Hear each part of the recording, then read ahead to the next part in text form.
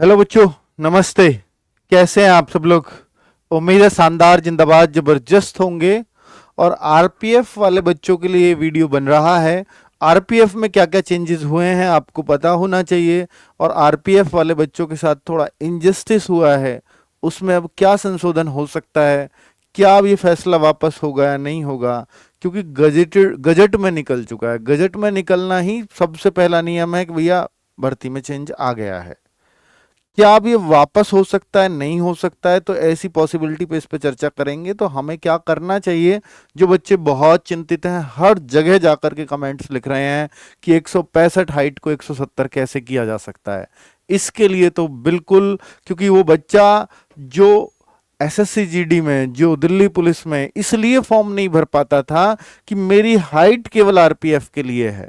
वो सिर्फ सालों तक इस बात का इंतजार करता था कि आरपीएफ जब आएगी तो मेरी हाइट उसके लिए परफेक्ट है। और वर्दी अगर कम हाइट पे कहीं मिल सकती थी तो केवल और केवल वो आरपीएफ था।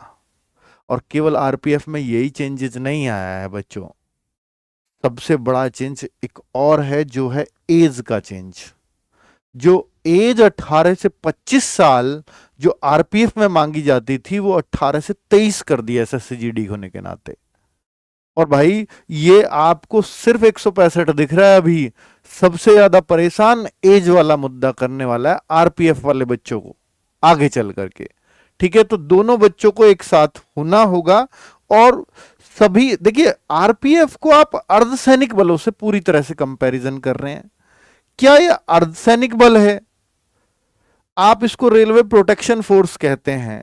अर्धसैनिक बलों की ड्यूटी पहाड़ों पे भी होती है, नक्सली एरिया में भी होती है, उसकी ट्रेनिंग टाइप अलग है, उसका सब कुछ तो अलग है। आप कैसे इसको अर्धसैनिक बलों के अंदर लेके जा सकते हो आरपीएफ को? अर्धसैनिक बलों में चलो ले जाओ, उसके साथ भर्ती करा दो, ये आपका अधिकार है। लेकिन उसके जैसी शर्तें क्यों मनवा रहे हो हम लोगों से?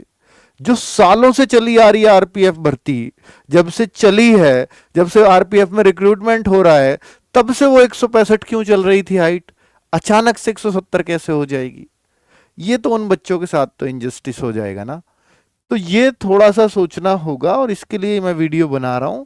ये चेंजेस कहाँ से पता चले भाई? ये गजट ऑफ इंडिया, भारत का राजपत्र है, इसमें निकाल करके इन्होंने प्रकाशित करवा करके ये साबित कर दिया है कि ये चेंज अगली भर्ती में देखने को मिलने वाला है।